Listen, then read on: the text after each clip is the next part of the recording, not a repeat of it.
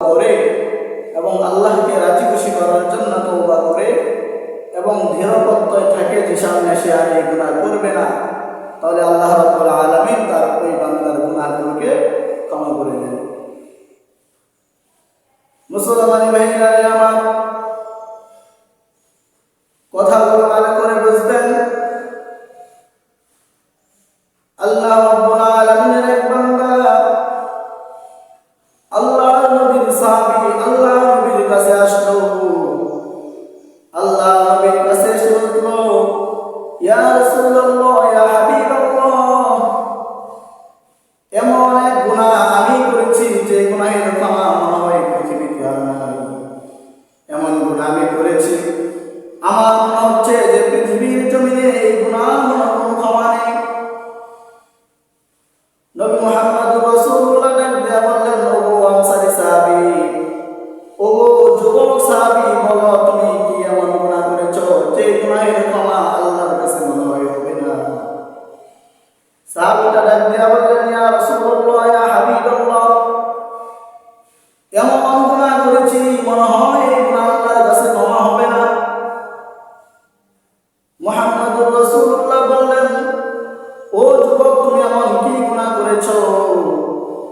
নবী মুহাম্মদুর রাসূলুল্লাহ জিজ্ঞেস করলেন, ও যুবক, তুমি কি হাল আশরাকতা বিল্লাহি, তুমি কি আল্লাহর সঙ্গে কাউকে শরীক করেছো? তুমি কি শিরক করেছো নাকি? সাহাবী বললেন, ইয়া রাসূলুল্লাহ, ইয়া হাবিবাল্লাহ, না, আমি শিরক করি না, আমি শিরক করি নাই। নবী মুহাম্মদুর রাসূলুল্লাহ ডাক দিয়া বললেন, ও সাহাবী, তাহলে তুমি কি জিনা করেছো? নবী মুহাম্মদুর রাসূলুল্লাহ কথা বলার পরে সাহাবীকে আর পূর্বে আরেকটা কথা জিজ্ঞেস করলেন যে, হাল কাতালতা নাফসা, তুমি কি কাউকে হত্যা করে এসেছো? সাহাবীটা ডাক দিয়া বলে, ইয়া রাসূলুল্লাহ, ইয়া হাবিবাল্লাহ, আমি শিরক করি না এবং কোনো ব্যক্তিকে হত্যা করি নাই। তখন নবী মুহাম্মদ রাসূলুল্লাহ বললেন, ওগো সাহাবী, তোমাকে জিজ্ঞেস করলাম তুমি কাউকে হত্যা করো নাই, আল্লাহর সঙ্গে কাউকে শরীক করো নাই, তাহলে তুমি কি এমন গুনাহ করেছো যে তুমি বলতেছো এই গুনাহর ক্ষমা আল্লাহর কাছে হবে না? সাহাবীটা চোখের পানি ছেড়ে দিয়ে বললেন, ইয়া রাসূলুল্লাহ, ইয়া হাবিবাল্লাহ, আমার মন আমার কাছে সাক্ষী দিতেছে যে আমি এমন এক কাজ করেছি, এমন গুনাহ করেছি যে গুনাহের ক্ষমা মনে হয় পৃথিবীর বুকে হবে না। এই কথা বলার পরে সাহাবীকে জিজ্ঞেস করলেন, ওগো যুবক সাহাবী, তুমি কি এমন গুনাহ করেছো? গুনাহের বর্ণনা দাও। যদি তুমি গুনাহের বর্ণনা না দাও তাহলে আমি কিভাবে বুঝবো? এই কথা বলার পরে সাহাবীর চোখ দিয়ে জল করে পানি বের হতে শুরু করে দেয়। সাহাবীটা যেন তার গুনাহের বর্ণনা দিতে গিয়ে কলিজা ফেটে যাবে। সাহাবীর এমন হালত হয়ে গেল, সাহাবীর যেন গুনাহের বর্ণনা দিতে গিয়ে যখন সাহাবী যেন কান্না মাথায় যেন বুক ফেটে মরে যাবে, এমন হালত হয়ে যায়। সাহাবীটা ডাক দিয়া বললেন, ইয়া রাসূলুল্লাহ, ইয়া হাবিবাল্লাহ, বলে আমি এমন এক গুনাহ করেছি। নবী মুহাম্মদুর রাসূলুল্লাহ বললেন, ও সাহাবী, তুমি তোমার গুনাহের বর্ণনা দাও। সাহাবী তার গুনাহের বর্ণনা দিতে গিয়ে বলেন, ইয়া রাসূলুল্লাহ, ইয়া হাবিবাল্লাহ, পৃথিবীর জমিনে আমি এমন একটা কাজ আমার জন্য, জীবিকার জন্য বেছে নিয়েছি। বলে পৃথিবীর জমিনে এমন ঘৃণতম কাজ কেউ করে না। আল্লাহ বললেন, তুমি কি কাজ করেছো বলো? সাহাবী বলেন, ইয়া রাসূলুল্লাহ, ইয়া হাবিবাল্লাহ, আমি এমন এক কাজ আমি আমার জীবিকার জন্য বেছে নিয়েছি। বলে তুমি তোমার জীবিকার জন্য কি এমন কাজ বেছে নিয়েছো আমার কাছে বলো? সাহাবী বলে, ইয়া রাসূলুল্লাহ, ইয়া হাবিবাল্লাহ, অর্থাৎ যখন কোনো ব্যক্তি মারা যায়, মারা যাওয়ার পরে যখন ওই ব্যক্তিটাকে কবরের মধ্যে দাফন করা হয়, দাফন করার পরে আমি সাহাবী, আমি যুবক বান্দাটা ওই কবরস্থ ব্যক্তির কবর থেকে তার কাফনগুলোকে আমি তার পরিবারের চোখগুলোকে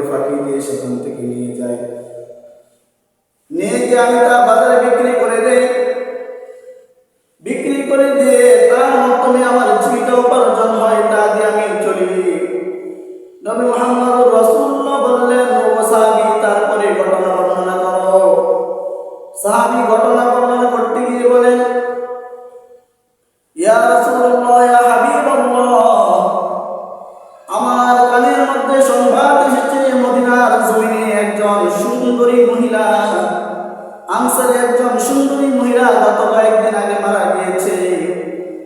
আমি পূর্বের ন্যায় আমার কাজ করার জন্য ওই আনসারী মহিলার কবরের মধ্যে আমি প্রবেশ করে ফেললাম। তার কাফনগুলো চুরি করার জন্য কবরে প্রবেশ করলাম। কবরে প্রবেশ করার পরে আমি ওই মহিলার 5টা কাপড় তাকে নিয়ে নিলাম। ওই মহিলাকে কবরের মধ্যে উলঙ্গ করে 5টা কাফনের কাপড় আমার হাতে নিলাম। নেওয়ার পরে শয়তান আমাকে এমন ভাবে ভর করেছে আমার উপর। শয়তান আমাকে ডাক দিয়ে বললেন, এরে সাহাবী, যুবক সাহাবী, তুই শুধু 5টা কাফনের কাপড় নিয়ে তুই সন্তুষ্ট হয়ে গেলি, কিন্তু একবার তো তুই কবরে দেখলি না যে কবরের মধ্যে এত সুন্দর একটা নারীকে শোয়ানো হয়েছে। পৃথিবীর মধ্যে এত সুন্দর নারী আর কোনদিন পাবি না। আজকে তুই যদি চাস তাহলে তুই তোর যৌবনের খায়েশ মেটাতে পারবি, ওই লাশটাও তোকে বাধা দিতে পারবে না। মুসলমান ইমানদার ভাইয়েরা আমার, এই কথা যখন বললাম, শয়তানের প্ররোচনায় পড়ে ওই যুবক সাহাবী এমন হালত হয়ে গেল, সে মনে মনে চিন্তা করলো, আমি তো এমন একটা শুধু 5টা কাপড়ের কাপড় নিয়ে আমি শুধু রাজি হয়ে গেলাম। শয়তান যখন ওই সাহাবীকে ধোঁকা দিল, ওই সাহাবী শয়তানের ধোঁকায় পড়ে সে কবরের মধ্যে আবার পুনরায় লাইট টিপতে দেখলো এত সুন্দর সুশ্রী মহিলা। সে তার যৌবনের খায়েশ মেটানোর জন্য শেষ পর্যায়ে কবরস্থ ওই মহিলার সঙ্গে জিনা করে ফেলল।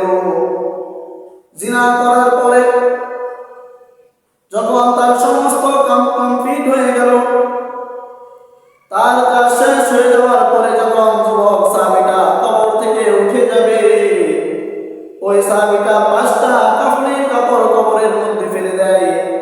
ফেলে দিয়ে যখন চলে যাবে, তখন ওই সাহাবীর কানের মধ্যে যেন এমন একটা আওয়াজ আসলো যে, যুবক সাহাবীকে আমার এমন অবস্থা কবরের মধ্যে করে দিলি, কাল হাসরের ময়দানে আল্লাহর সামনে আমাকে তুই নাপাক অবস্থায় ওঠানোর ব্যবস্থা করে দিলি। এই কথা বলার পরে যুবক সাহাবীটা কবরের মধ্যে কাপড় নিক্ষেপ করে দৌড়াইয়া নবী মুহাম্মদুর রাসূলুল্লাহর কাছে চলে যায়। ইয়া বললেন, ইয়া রাসূলুল্লাহ, ইয়া হাবিবাল্লাহ, এমন কাজ করেছি যে গুনাহ করার পরে বাড়িতেও যায় নাই, কোনদিকে যায় নাই, সরাসরি আমি আপনার দরবারে এসেছি, আপনার কাছে সমাধান চাই। নবী মুহাম্মদুর রাসূলুল্লাহর কাছে যখন সাহাবী ঘটনা বর্ণনা করলেন, ঘটনা বর্ণনা করার পরে আল্লাহ নবী বিশ্ব নবী রাহমাতুল লিল আলামিন বললেন, ও সাহাবী, তোমার গুনাহ তো অনেক বড়। এই কথা যখন বললেন, আল্লাহ নবীর যুবক সাহাবী আল্লাহ নবীর কাছ থেকে চলে যায়, দৌড়ে তার কাছ থেকে চলে যায়।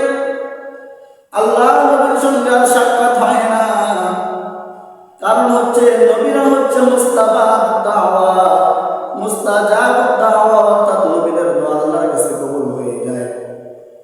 সাহাবীটা মনে মনে চিন্তা করলো, আমি যদি আল্লাহ নবীর সামনে থাকি আর যদি আমার বিপক্ষে যদি কোনো বদদোয়া হয়ে যায়, তাহলে এটার কোনদিন মনে হয় আল্লাহর কাছে ক্ষমা পাবো না। এই ভয়ে আল্লাহ নবীর কাছ থেকে সাহাবী দৌড়ায় তার কাছ থেকে চলে গেল। চলে যাওয়ার পরে ওই সাহাবীটা বাসায় যায় নাই। ওই সাহাবীটা আল্লাহ নবীর দরবার থেকে যাওয়ার পরে এক জঙ্গলের ভিতরে থাকতে শুরু করে দেয়। একদিন নয়, 2 দিন নয়, এমনি ভাবে যখন 10 দিন, 15 দিন, 20 দিন হয়ে যায়, এইভাবে অতিক্রম হতে হতে মাস অতিক্রম হয়ে যায়। মাস অতিক্রম হয়ে যাওয়ার পরে 40 দিন হয়ে যায়, যুবক সাহাবীর কোনো খবর নাই।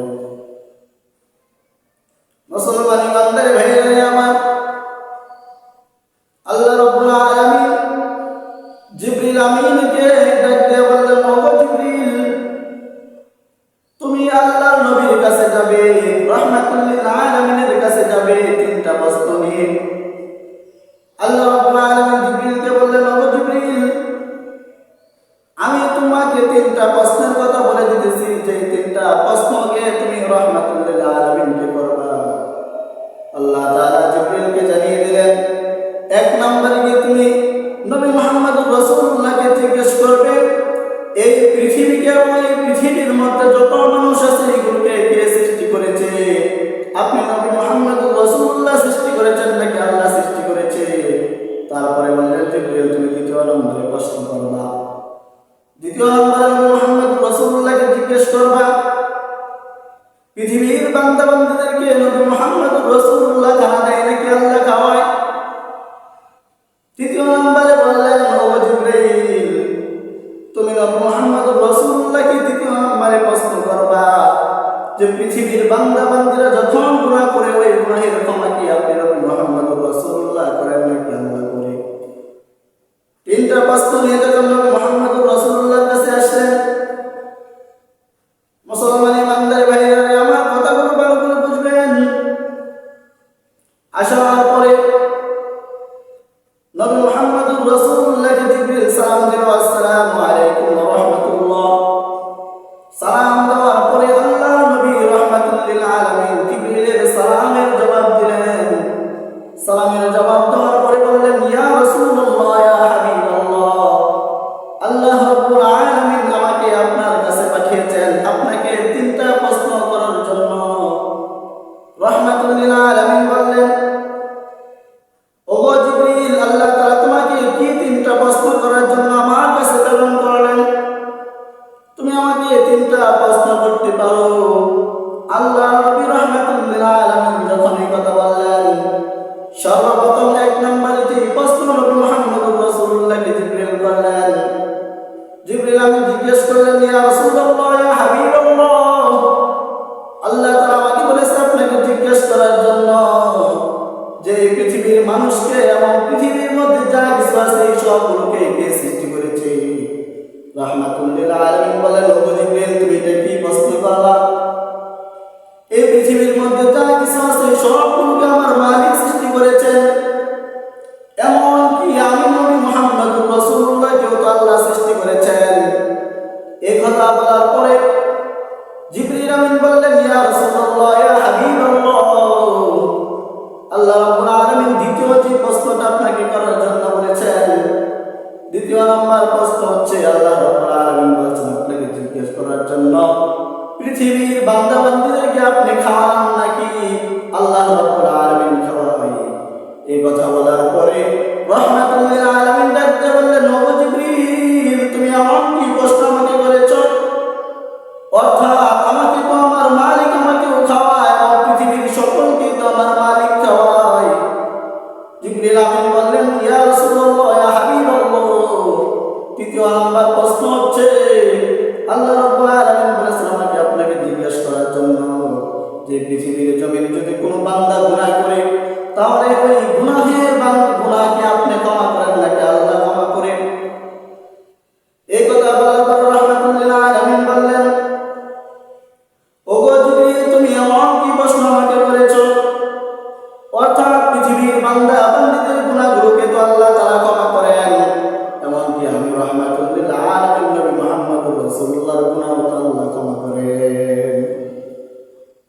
এই কথা বলার পরে জিবরিল বললেন ইয়া রাসূলুল্লাহ ইয়া হাবিবাল্লাহ,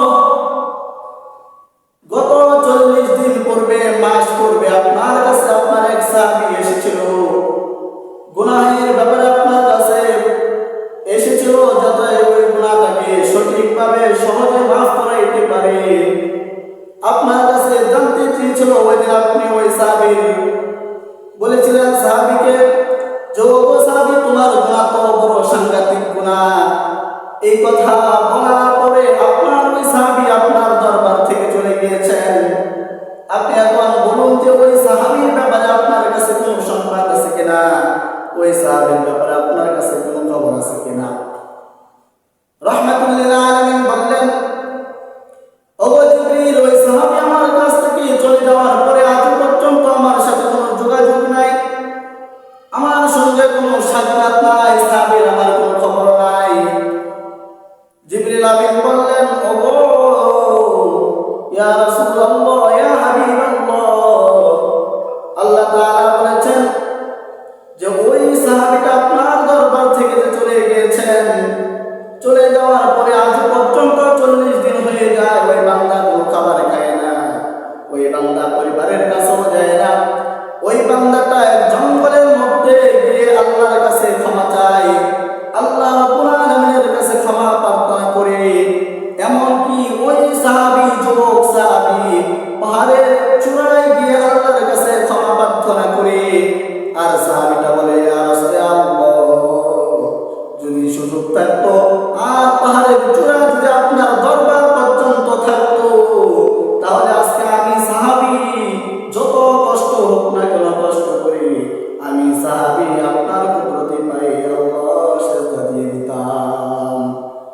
যদি আমি সাহাবী আমার গুনাহকে ক্ষমা করিয়ে নিতাম।